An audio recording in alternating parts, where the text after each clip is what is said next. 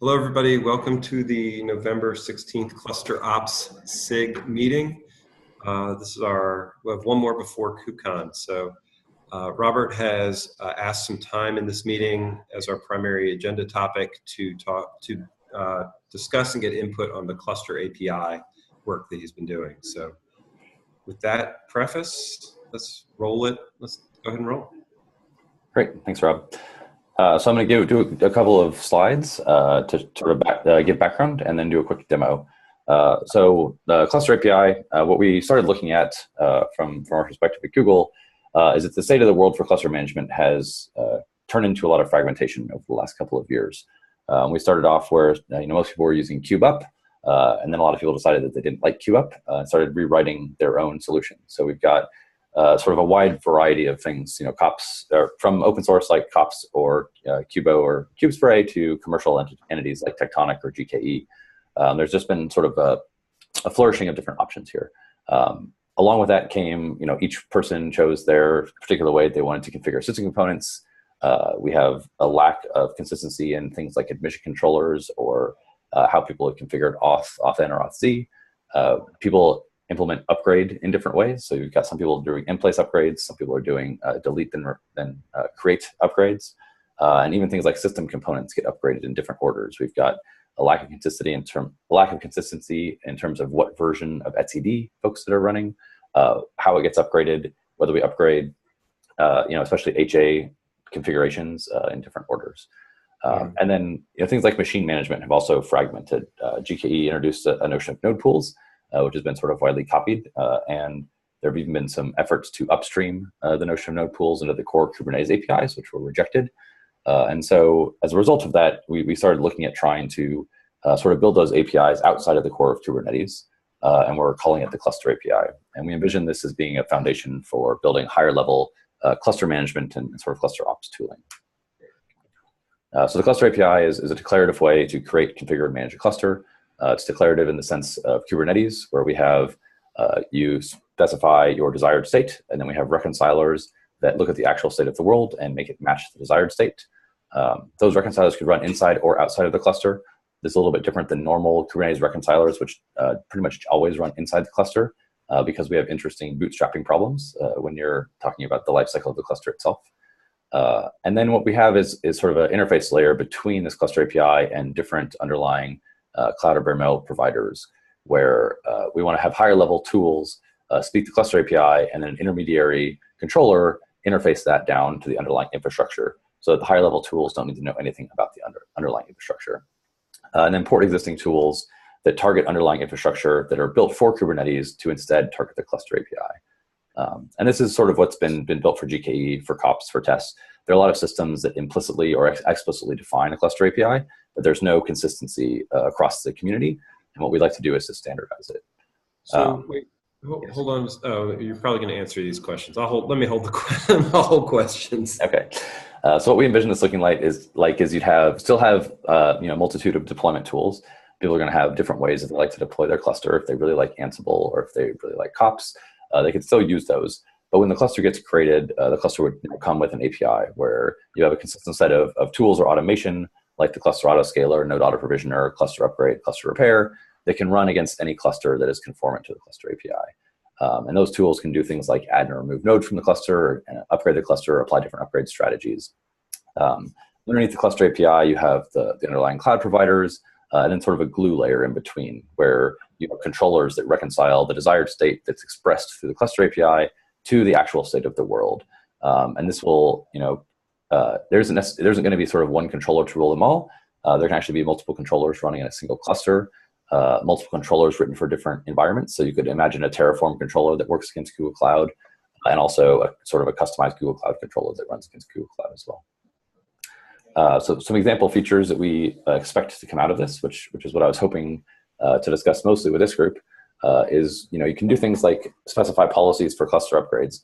And today, if you have 3 clusters on-prem and 3 on GCE, you likely installed them using 2 different tools, and you likely do upgrades using 2 different tools.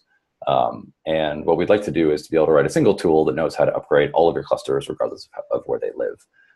And then once you have that single tool, you can then start to express policies like doing gradual rollouts of your clusters even when the clusters span different environments. You can also, once you have a declarative definition of clusters, you can diff clusters and you can try to keep them in sync. And so you can do fun things like make sure that if you're running, CI type clusters for testing new changes, that those have all of the same configuration flags for the API server and the controller manager that you're using for your production clusters, so that your test environment, as closely as possible, matches your production environment, even if you have a different number of nodes in your cluster. You can also diff clusters. So if you have two different clusters in two different availability zones or in two different cloud environments, you can diff those and make sure you're running with the same configuration in both places. And sort of along the same lines, as you can extend that to something that's called GitOps, which is effectively, and this is being pushed a lot by Weaveworks, or sort of not pushed, but advertised and evangelized by Weaveworks, where you can effectively check in your declarative configuration into a source control system, and they promote Git, and have that be automatically applied into your running system.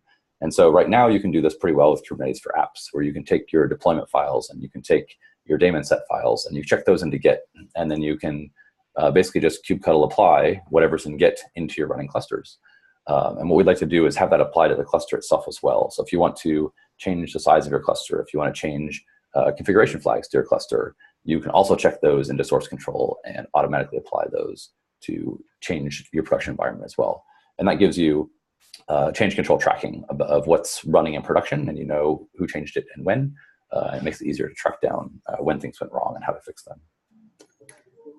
So the sort of strawman user guide is you might have different tools to turn up a cluster, as I showed on the earlier slide, where you might use one tool to create a cluster on vSphere and another tool to create a cluster on GCP.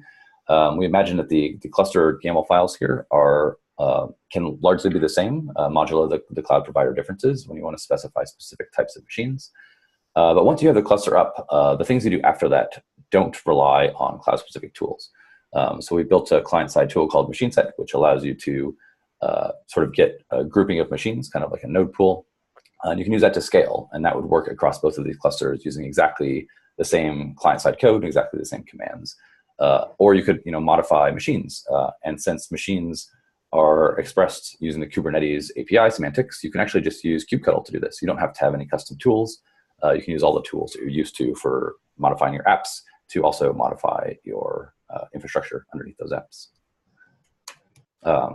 So I can dive a little bit into what the machines API looks like, because this is one of the sort of, I would say, more like harder problems that we're trying to solve.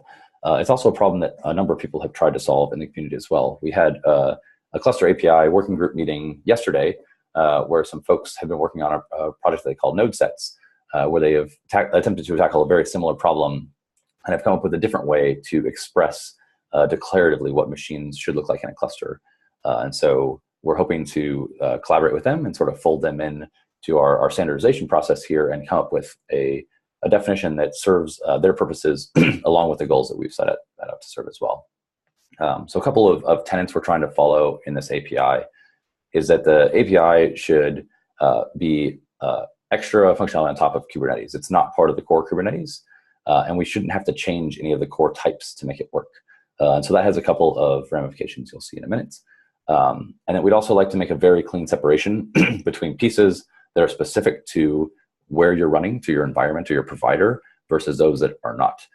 And the important thing here is that the pieces that are agnostic are very easy to build a higher level automation on top of, whereas the pieces that are specific, you can't build consistent automation nearly as easily.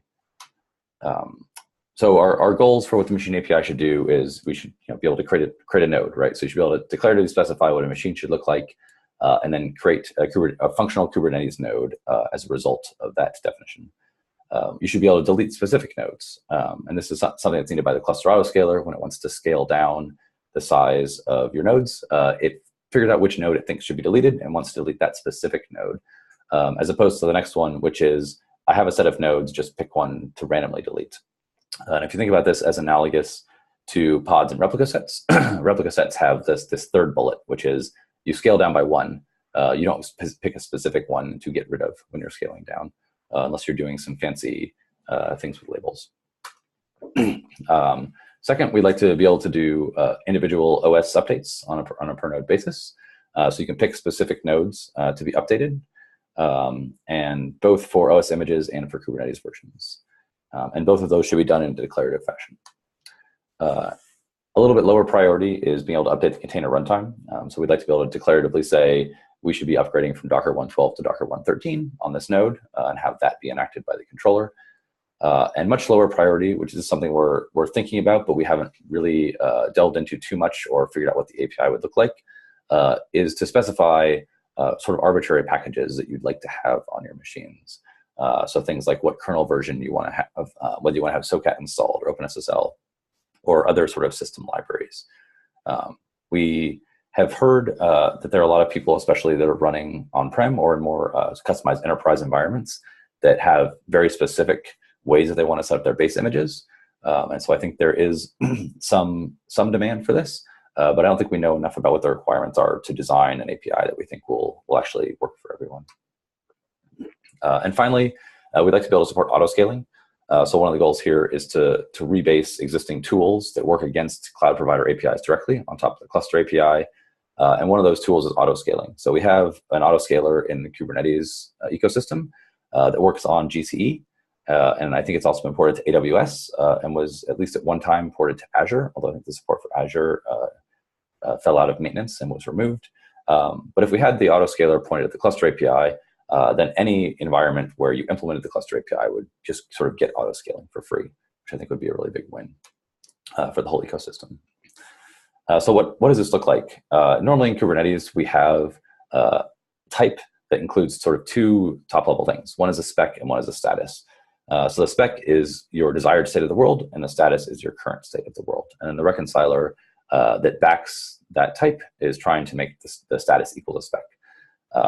If you go back to sort of initial tenets, which was to not touch the existing Kubernetes API, you'll notice that for nodes, we actually have a node type in Kubernetes, and it has a node spec and it has a node status.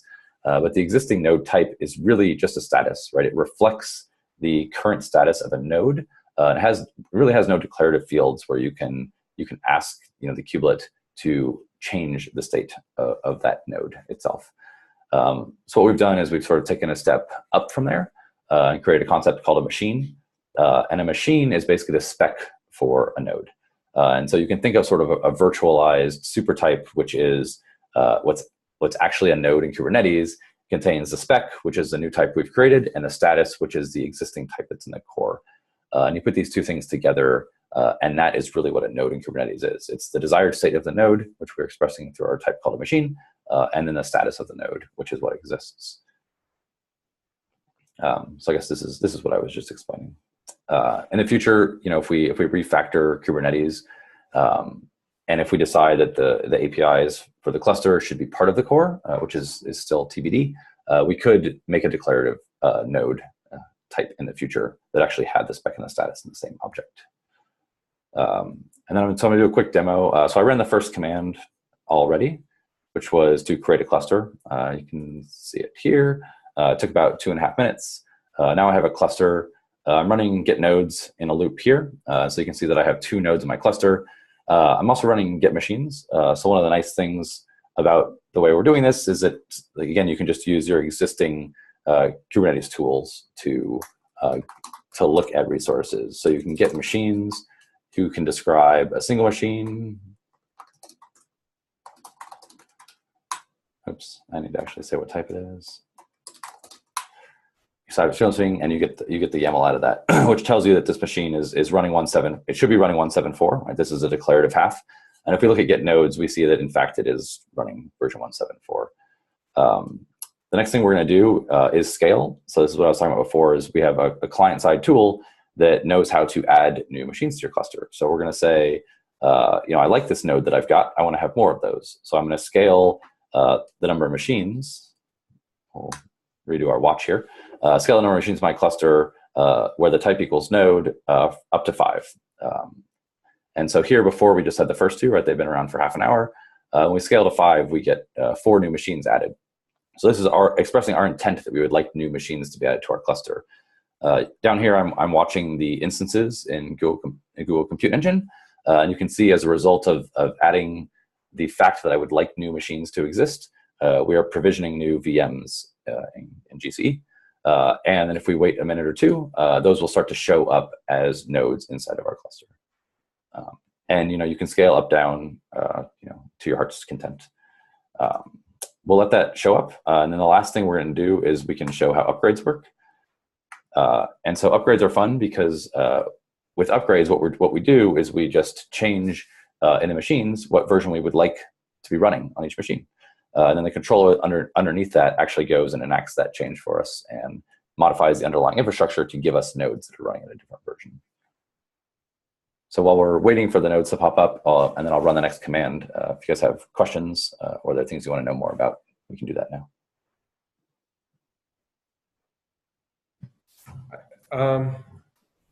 I have tons. Yes, let's get started.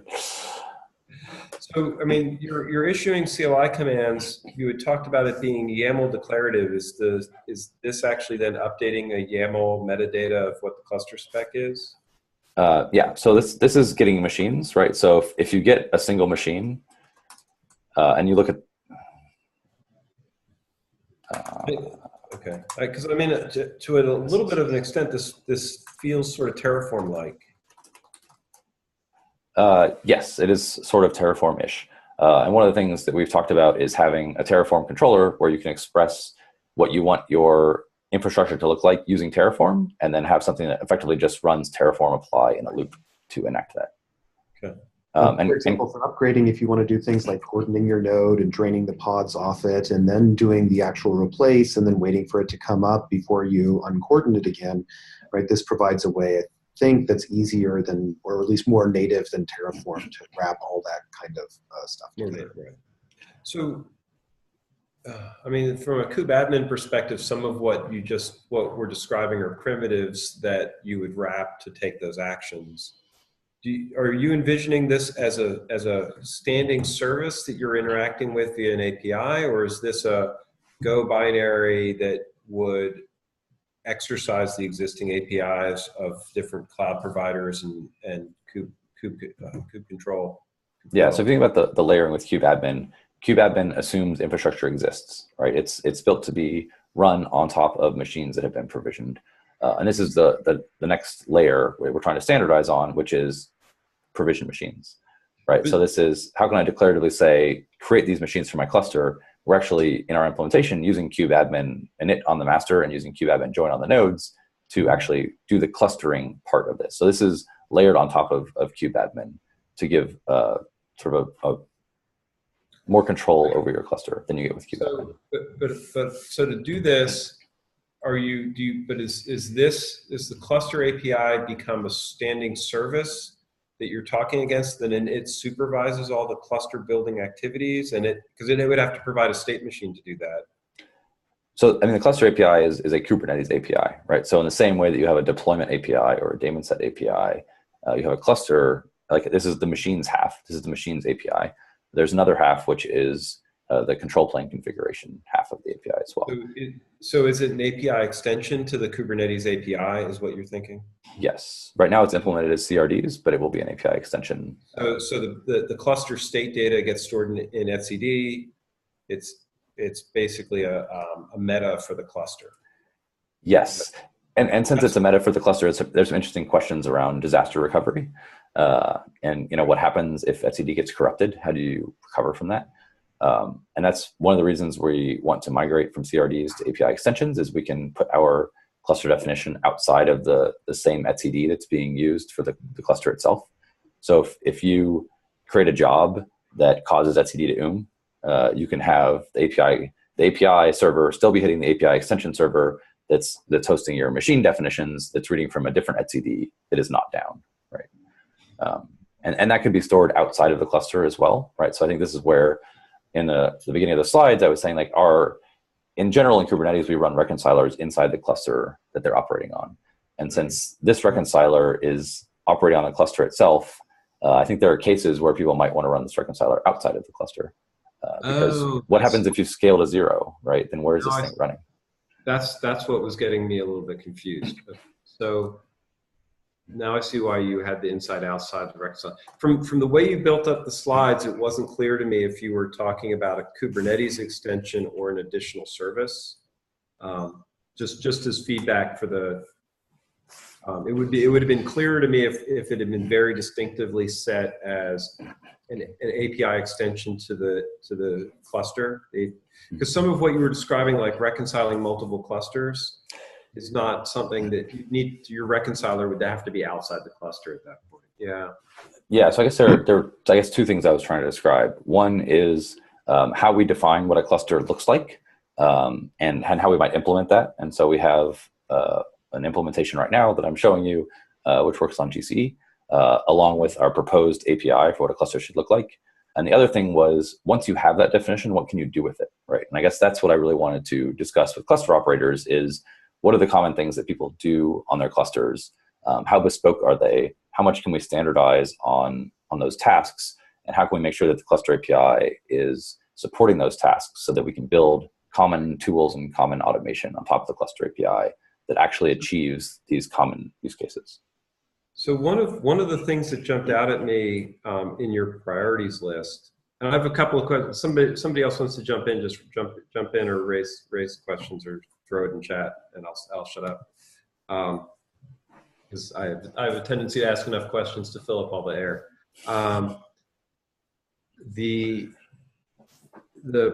It strikes me that the pattern of destroying a node to upgrade it makes a lot of sense for cloud users. It's not as easy on physical ops, but our opinion has merged, and this is where when we talk to people, other operators, it's like this also. Moving to the destroy, recreate pattern is a better pattern for managing a cluster like this than try to figure out all the patch permutations. And there's a part of me that says that be opinionated. Don't try to patch machines. Just say it's a destroy replace operations. Figure out how to make. So that's interesting. So that's sort of coming in line with the push for immutable infrastructure, right? Where you create it and it's there, and if you want something different, you delete it and create a new one. I think what we're trying to achieve with the cluster API is not to be that opinionated. I think we actually want to support both types of upgrades depending on what your controller does. So you kubectl edit your node and you give it a new version. And what does that mean? And I think we still have yet to decide exactly what it means, but one proposal is that means you do an in-place upgrade. And if you want to do sort of the immutable infrastructure, you should just delete the machine, create a new machine with the version you want, and that will express your intent of delete and create because you want immutable infrastructure. The other proposed alternative is you kubectl edit a machine, you change the desired kubelet version, and it's up to the controller to decide whether it implements that as an in-place or replacement upgrade. And that's actually what we have today. Right now, you can kubectl edit a node, and it'll delete the VM and create a new VM. And we were discussing yesterday whether that's the right semantic or not. But I think the intent either way is for the API to allow you to have both implementations. So you can imagine somebody who's running on bare metal that really wants to do in-place upgrades, and they can write their controller to do in-place upgrades. Whereas I think most people running on clouds, especially for bigger version jumps, will do replacement. Yeah, upgrades. in the past I might have said be flexible, but I think at this point with my experience, the right answer is to be opinionated, because I think you're going to get lost in that edge case. And I think the edge case has very little value. I do think that semver-wise, a dot kubelet patch should be that's a patch. Yes. That's fine. But anything else, I would say, look, this is the pattern. You should be doing this. You should be doing this anyway. And if you can't figure out how to make your physical infrastructure do this, then maybe you should take a step back before you try to implement a lot of Kubernetes. It gets super edgy. Yeah, go ahead. Yeah, so like, if I have a physical machine, right, I'm not going to actually take an axe to it and dump it out in the shredder out back, right? It's going to be the same physical machine when I bring it back up. So if I have, for example, like a few terabytes, 10, 20 of data on it, when I recycle the machine, maybe all I'm doing is, nuking the boot disk or doing something like CoreOS style replacement. And so is that rebooting into a new version of my OS, a delete and recreate? Like, you can maybe argue semantics, but if it comes back with the same name and it's got the new version on it, like, check, mission accomplished. And so this is where saying, like, no, we're not going to let you do a CoreOS style update, or if you do have the kubelet version is differing in 1.75 to 1.76 or even 1.75 plus your kernel upgrade to handle your fun latest 0-day. Right. But I think you get into really serious issues, especially with a high-level API like this, if you say, oh, we're going to try and enable you to do a kernel patch, of Ubuntu because there's a new kernel out, but I don't want to touch the rest of my install. I'm just going to start doing kernel patches. That to me it's not a good pattern for a generalized API, right? You want to say, look, if you're not just patching a kubelet, then that's really outside of the scope of cluster management. We expect you to either do that completely outside of this, and we'll give you a reset button, and you can implement the reset however you want. And if your reset is just patch the kernel, because you're going to interrupt flow anyway while you're patching the kernel, you're going to have to reboot as a minimum, right? Case splice. I think I would suggest those edge cases are not going to win, not going to help you with adoption. And so I think that makes sense for V1, right? Like, the point is not to make it mandated that you support all of these, but to say that we're never going to support any form of in-place update that doesn't seem like a good, I don't get what that buys us in the near term either. And Rob, you even mentioned that we probably would want to do in-place updates for patch releases of kubelets, right? So right there, you've got a use case already where you think we should do in-place upgrades. So I think what we're trying to do with the API is not close the doors to the different types of upgrade scenarios people might want to build, rather than mandating this is how you have to do upgrades. Yeah, I guess I'm thinking back to a year ago or so in Cluster Ops, and we identified 3 different ways to install Kubernetes. Right, and some of them were just use the Go binaries, package the Go binaries in containers and manage the containers, and then the self-hosted. And it was very unproductive to try and maintain all these different alternatives. When we quickly dropped the use Go binaries, whether it was logical or not. Operators made a ton of sense for operators to put Go binaries in place and not Dockerize everything, but that didn't, right? It was a variant that people didn't, it just wasn't helping, even if it was smart. And so what my suggestion is, the cloud pattern is the pattern you're going to see the most of anyway. We need to bring along the physical ops people. This is radical considering where I used to think on this. I've just been watching people who are moving into more immutable infrastructure patterns, and it fits better with the Kubernetes model. You might leave the data disks, that's fine. Anyway, yeah. That's fair feedback, but that sounds like I'll call it a quibble or a nit. What's your take on the overall plan? If that's not too, you hear what I'm asking. Yeah, no, I'm sorry. Yeah, I didn't mean to get distracted on that. I like the concept. I think it's important. The other thing that jumps out at me is you're going to end up having to implement node create destroy interfaces within this API, or maybe how do you not get into the a million ways to create nodes depending on your infrastructure problem? You mean, well, so the API is declaratively expressing what the node should look like, not actually how it's created. And so the controller that watches that API and actually interfaces with the IaaS can be opinionated about how the node gets created, right? It can say, like, I'm only going to create nodes using Terraform. If you don't give me a Terraform blob, I'm not going to do anything. Or it could say, I'm going to use Docker machine to create nodes. And both of those systems support a really wide variety of cloud platforms. And you can have sort of a common denominator controller that's pretty easy to plug in and get pretty broad support without too much work. The Lutze guys who came to our meeting yesterday said that they chose Docker Machine for that reason when they were implementing node sets, because they could add new cloud providers in about 2 days. Right, so that gives them a really broad reach. On the other hand, for the larger clouds, like I could imagine, Google's going to be interested in this, and maybe Amazon and Microsoft as well.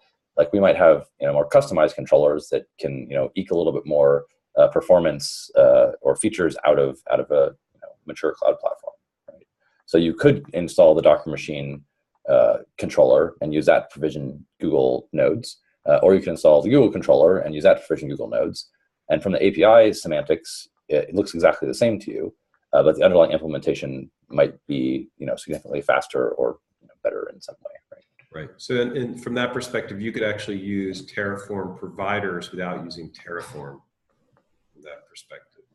Sure, right. And that's the other thing Chris and I were talking about, is you could have the controller generate the Terraform, right? You don't have to have the user specify Terraform. The user could specify, like, I want a node and I want it to have this machine type. And as long as the controller understands that, it could then generate Terraform, and you can still use Terraform behind the scenes to actually apply those changes to your cloud. Right. So there's lots of different implementation patterns behind the API. As long as we can get the API sort of right in terms of how users can specify what the nodes should look like. I would, and it's a mixed bag, but I would almost consider picking up the Terraform community through the providers without it being Terraform itself. I actually think HashiCorp would be fine with that, because basically you're creating an additional market for the providers, which only helps Terraform. But abstracting your Terraform's not adding value in this. You're using it for the providers, because you're feeding them atomic actions, which is what they're designed to do.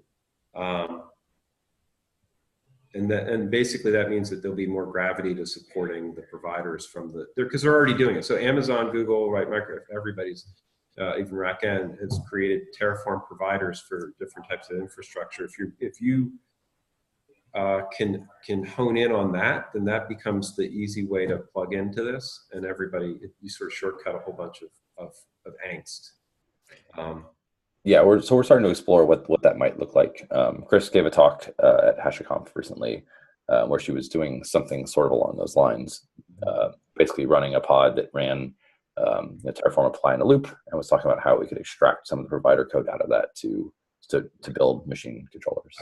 I actually like that. I mean, the meta, because you don't want to have two sources of truth. So the metadata for Terraform would potentially become a problem for this when you're actually storing the metadata in the API. On the surface, this makes a ton of sense. I like basically that you're creating a controller-like service that mimics node controller, kubelet controllers, but would be a cluster level controller and would run in the infrastructure somewhere. That makes a lot of sense to me. I'm looking at Greg and seeing it's, and also I thought the prep you did on the deck was good. It helped stage things through. My biggest thinking is that while I understand the temptation to want to have all this pluggability in it, I actually think that undermines I think you have too much scope right now. I would be more willing to make compromises to do things like, say, use the Terraform plugins, not Terraform, but the plugins, and drive them via an API, only support node create delete model, just to get things flowing through. Call it version 1 if you want, so that people don't freak out about limiting degrees of freedom. But I think that where the need is there, and the general outlines of the approach are good. But I would narrow scope or narrow optionality. Right. Thanks. So it's quarter till. I've got to run, and unfortunately, I'm also recording. So I'm going to stop the recording.